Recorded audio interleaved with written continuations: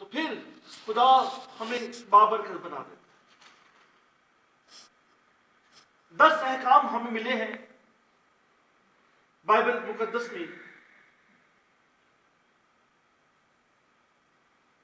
خداوند نے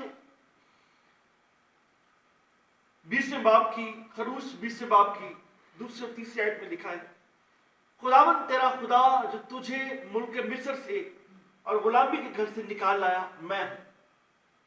خداوند نے واضح طور پر فرمایا کہ میں تجھے مصر سے یعنی غلامی کے گھر سے نکال لایا اور وہ میں ہوں. میرے علاوہ کوئی خدا نہیں ہے جو تجھے ملک مصر سے نکالا. ہمیں کیوں خداوند کو پہلا درجہ دینا چاہیے اپنی زندگی. ہمیں روپے پیسے کو پہلا درجہ نہیں دینا چاہیے, اپنے خاندان کو پہلا درجہ نہیں دینا چاہیے. ہمیں اپنے خاندان میں رہتے ہوئے اپنے خدا کو پہلا درجہ دینا چاہیے. یا لکھا ہے میرے حضور تو کسی غیر معبودوں کو نہ ماننا, کسی غیر معبود کو نہ ماننا, میں ہی تمہارا خدا ہوں جو تمہیں ملک مصر سے نکالا. خداوند نے یہاں پہ واضح طور پر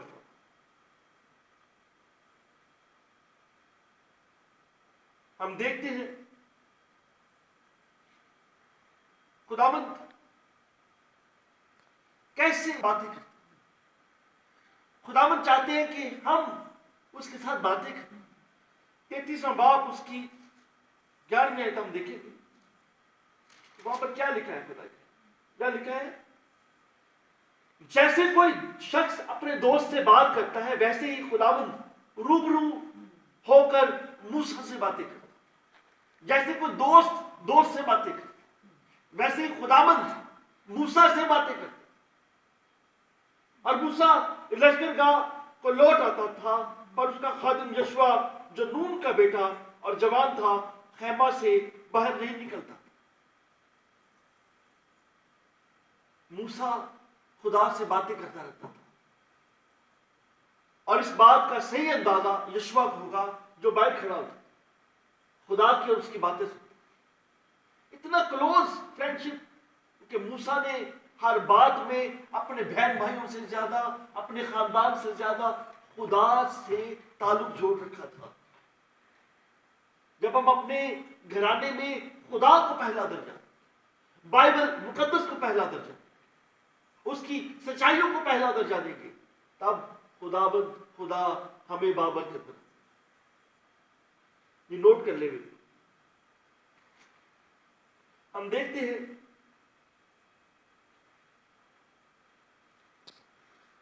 اور قائن کا واقعہ آپ جانتے ہیں.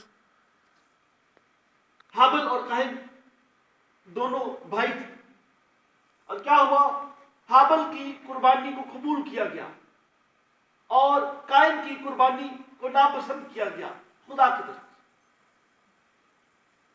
اس نے جو سب سے عزیز چیز تھی اس کو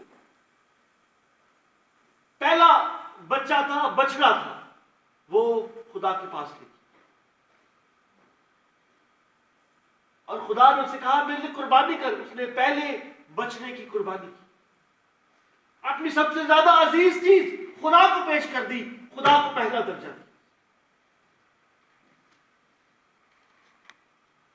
چوتھا باب اس کی 3 آیت دیکھیں گے.